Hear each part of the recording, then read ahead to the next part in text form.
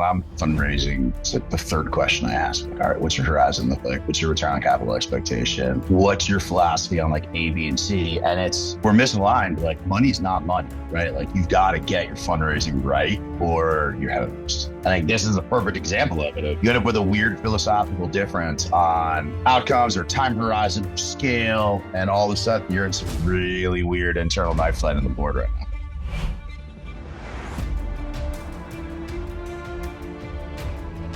It sort of prompts a question that I'm continuously surprised that we don't hear, maybe as clear of an answer as I want, which is, what type of industrial base are we trying to build, right? When the consolidation was going on and this first kind of concept of dual use was really being battered about as a term of art, right? What it really meant, I love the term. You and I are both economists by training, so I can say it to you. This is a safe place. Overhead absorption. I loved how that was really the term of art. And what they really meant was, it's like, hey, if you're going to be building, some sort of component and it's being built by, an existing supplier somewhere, why do we need to build a separate supply line? Or why do we need to pay an integrator to go stand something up and do that? Yep. That makes sense. But, if you look at the logic behind that, the logic was at that time, here's hot take number one, coming at you right now. Coming in fast. Let's go. All right, here we go. This is a fastball to the extent I can still throw one.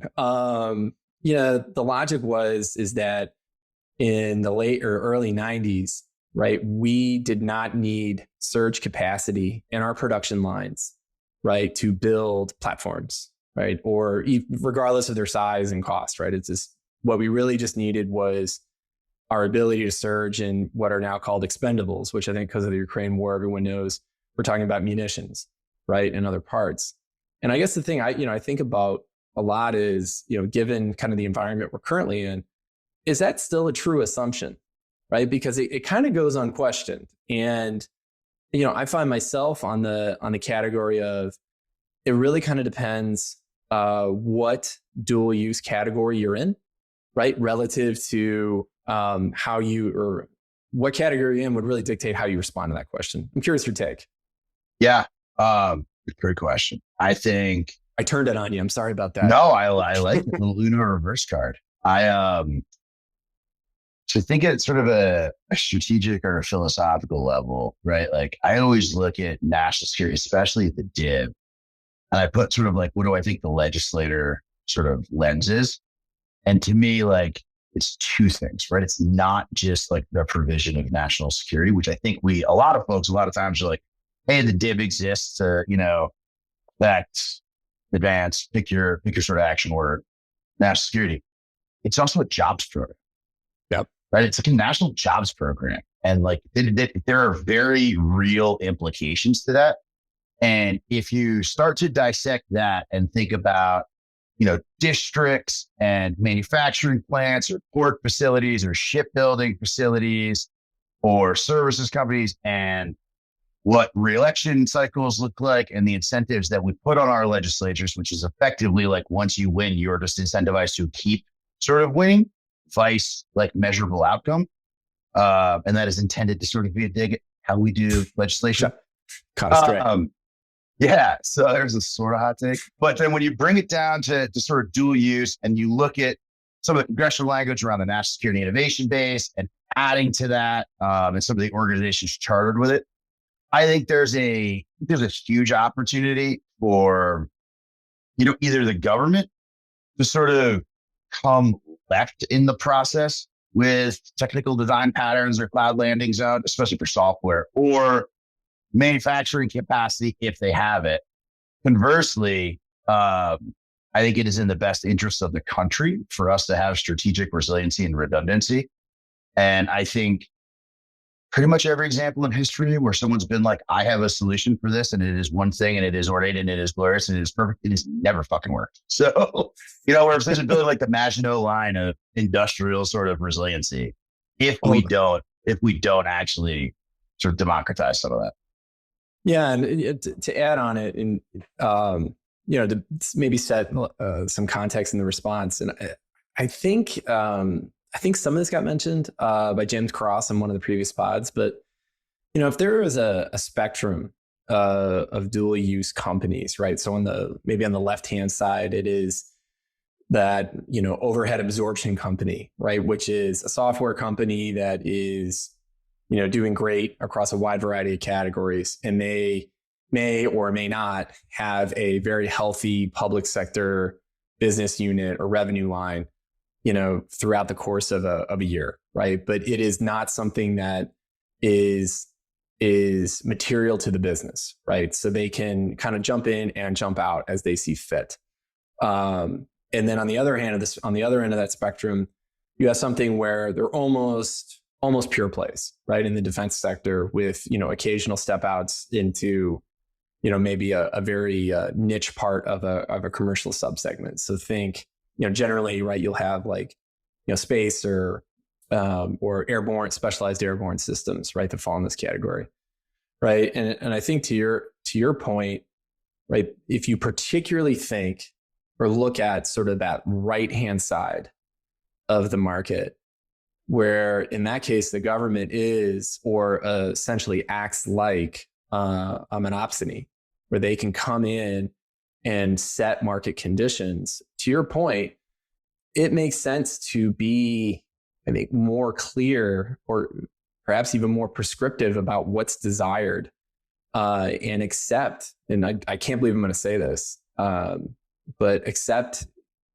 provisions where it may not be a very efficient market or even a logical one. You may essentially be subsidizing certain capabilities because that's hypersonics for the last 2 decades, right? Like we're now starting to get some sort of market traction there, but for forever, hypersonics was subsidized, and some of that comm spectrum stuff. Yeah. Well, and I even think about like, particularly in the context of, space resiliency, which is, even a few years ago was not a topic that you and I would have been discussing. It's now not unfathomable to be like, oh, we want to pay and preserve and maintain a alternate PNT capability, right? 100%. Or extra capacity in a remote sensing architecture in the event, right, that we have, right, some sort of incident that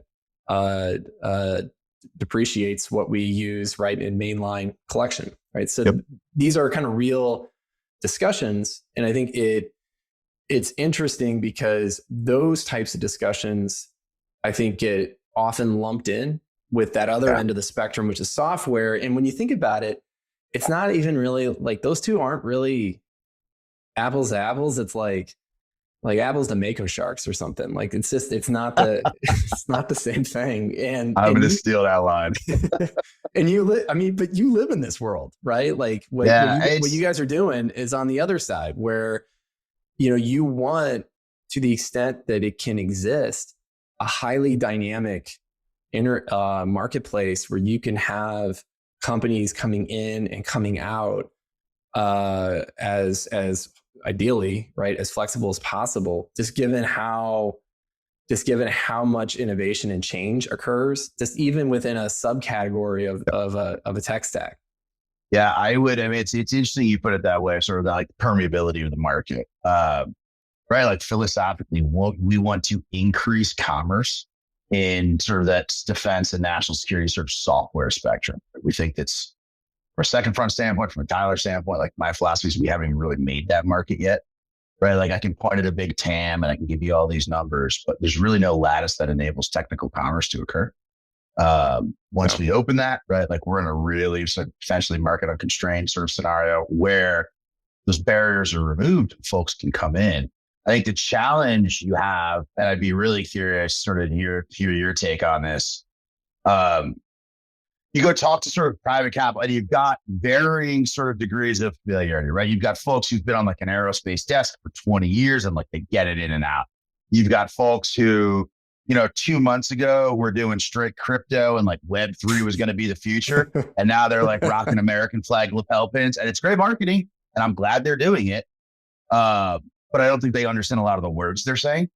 And then I don't understand a lot of the words. I don't think they understand a lot of the words they are then hearing from founders. And what we're doing is potentially sending weird signals, right? Yeah. I've complained often about hey, we hand wove the complexities of defense and absolved operating teams of the basic sort of blocking and tackling and corporate governance.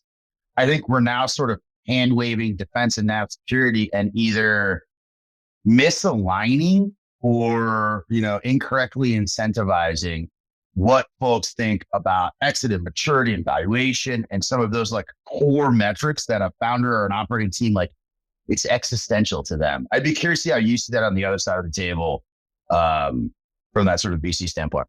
I think you capture it well, right? In that it's interesting, right? Just even across, our portco, right? Just the experiences we've had across different boards where it will, on one hand, you'll have boards that will look at government revenue, particularly for early stage. So when I say early stage, like a pre-seed company or maybe a smaller stage seed company. And, they're very energetic, right, about government projects, right? Because it's a great way for the company to prove or modify or build what they're doing and build a relationship, which can be great. Or on the other end of it, like we'll have some investors that will look at it and say, "Oh, that's great. It's a great addition." But what are we going to do when we're going to take the product fully out to market? And so it kind of becomes this tack on to the business, which maybe isn't a bad thing, right? To be clear, it's neither good nor bad. It's just more of when you're starting out a business, and you've had multiple people on the show talk about it, you want the business to be clear about some of the decisions they're making and its impact either in the near term or in the long term for the ability to service, the public sector. I think where you see the rubber meet the road, right, certainly in the investment perspective, is when you have a little bit later stage companies, maybe like a really big seed, or certainly in the A category, where suddenly the board and the company are making consequential decisions from a capital allocation perspective about where to put their time and where to put their go-to-market. Yep. And that is where I think you start to see some of the friction where, let's say a company like one that we've worked with, they gained very early traction on the federal side. And all of a sudden it goes to, well, why, how are we going to convert this, right, and continue to have very strong growth, right, for the next 12 months. And you're like, well, that's just not how this is going to work in the current environment. It doesn't mean that that's the way it should. We're not making that statement, but we're not going to be baselined into a PEO in 3 months. So let's not talk that way. Let's not pretend that. And I think that's where you'll see some investors that, to your point, the group that was maybe trading crypto and now are in this category as an attempt to diversify or in genuine interest. You get into that discussion about how this sector looks, and kind of going back to our spectrum. Let's say it's a software play in the example I was giving, right? Like at least there you can kind of squint and say like there are innovations that are happening, right? Not to pump you guys up too much, but there are mechanisms. I was just out in San Francisco this week, and at the AI conference, and Brian Raymond was up on stage with CDAO, and they were talking about trade wins, right? That is a noteworthy activity in the generative category.